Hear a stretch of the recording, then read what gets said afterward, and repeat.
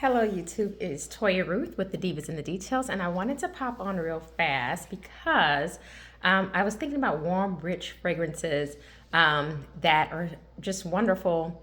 A lot of them any time of year, if they're super duper sweet, because I do love gourmands. They may be a little bit too sticky for the hot summer months, but for the most part, I tend to wear my gourmand fragrances year round.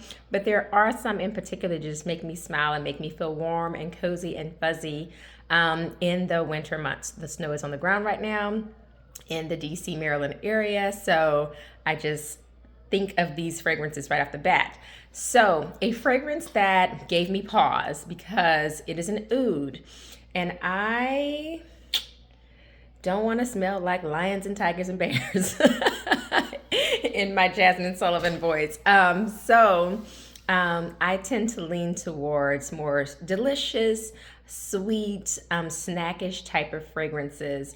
I am a gourmand lover, and if I had to be specific about the gourmands that I enjoy sweet, vanillas. I like smooth, I like creamy, I like milky fragrances, I like fragrances that have a buttery, rich tone to them, as well as I like some pastry type of fragrances and some fragrances that have caramel. When you can finish out those gourmand type of notes with something like a musk or a sandalwood, cedar, very kind woods, a rich resinous amber, that makes me happy. So that is my bias and that is my background. So with that lens, I was like, oh, but there was an oud that I used to really, really love, and that was Oud Bouquet. Lancome's Oud Bouquet just turned me on to oud. I was like, this is spicy, sassy, sensual, dense, very intoxicating fragrance that just made me feel like a boss chick, to be totally honest. So I have been very interested and obsessed with Roja Dove's fragrances. The price point is a little steep. So stalking the fragrances for a while, watching them, looking at reviews of them, unsure. So one day I was on Fragrance and I was like, you know what? I'm just going to go for it because it was at a discount, of course. So while I will say this is expensive fragrance, you can kind of hold out over time and look for a discount fragrance offering at those sites, and you will likely find the fragrance that you're looking for. So this particular fragrance is Roja Dove's Amber Oud, and of course I already said that I have a bias towards amber, and so I'm opening up the box now. If I'm gonna try an oud, I was like, I wanted it to be an oud that feels delicious and creamy, and so this is the bottle. I love the cap. Very divified. The juice is rich, it's dark. This looks like a cognac almost. But I will say this, and it does have a warning on the box in particular, that it says be careful right down here when you're donning this fragrance because it can stain clothes. So I feel this way about Orchid Vanille. I feel this way about one of my faves, my Guerlain Angelique Noir, and even this. If you want to wear fragrances like this, I would spray them and kind of let them fully settle and then get dressed, or just spray them in areas that you know won't transfer and stain your clothes. Like I wouldn't spray back here and back here if I had on a cream or yellow turtleneck. I would do it with this black, but just be careful when you have these richer fragrances because they will stain your clothes.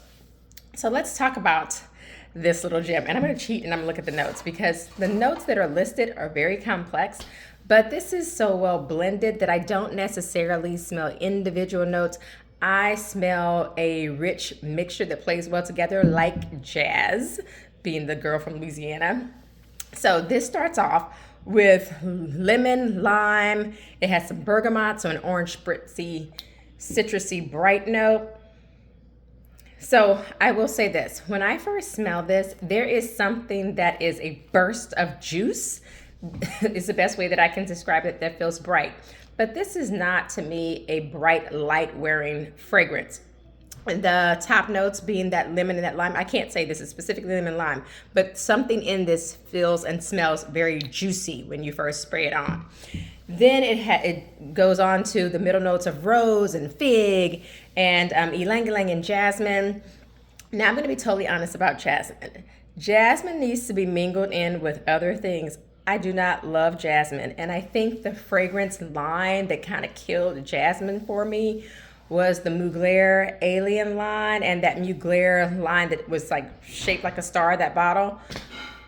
That was such an odd synthetic jasmine that I cannot get past it. I can't unsee it now that I've seen it. The only alien that I could tolerate was the Alien Absolute, which was like the deep, dark juice alien. And that one's discontinued. So I was like, this is just not the house for me. I'm sure that fragrance plays well with other people, but it just did something to my nose that made it feel unpleasant. So I just could not do it. So anyway, in this fragrance, what I feel is from the bright, juicy notes, it goes and transitions into a nice light rose. I don't ride or die for rose either, but there are some rose fragrances that I can appreciate, in particular the Oud Bouquet from Lancome. That rose is very like rose, wood, oud, forward, spice and rose, spice and rose, spice and rose, and maybe a little bit of vanilla. So this to me would be Oud Bouquet's older cousin.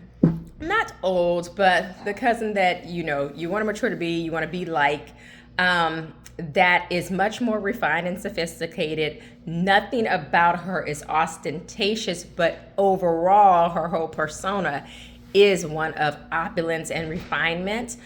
So that's how I feel about this. I think the mixture of the fig and the rose gives like a sweetness, a gourmandish kind of feel, so that the rose is not in your face English garden. And I appreciate that. I also think that the kind of brightness of the ylang ylang helps to balance out that rose to keep it youthful so that it doesn't feel, and it smooths it out.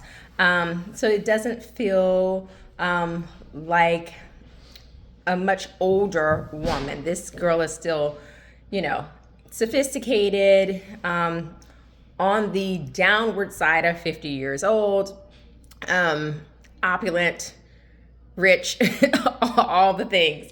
Then this goes into amber, patchouli. I think it has some sandalwood in here. It has some saffron, and oak moss. So these musky, woody fragrances really make this feel like warm and cozy and enveloping, so to speak. I feel like this fragrance makes me feel like I'm sitting at a fundraiser.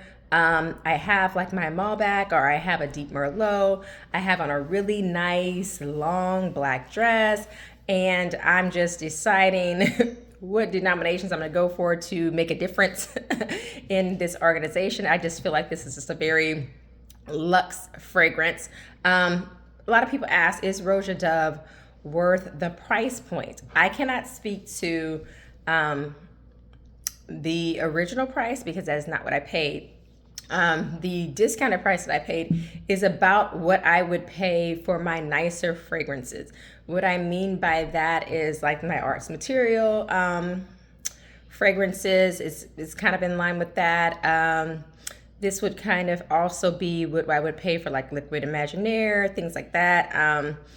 Initio, so those type of fragrances. So I do feel like when the blending becomes more complex and when it becomes more skilled, where you can't necessarily pick out specific individual notes, but they just blend together harmoniously, you are going to pay more for those blends.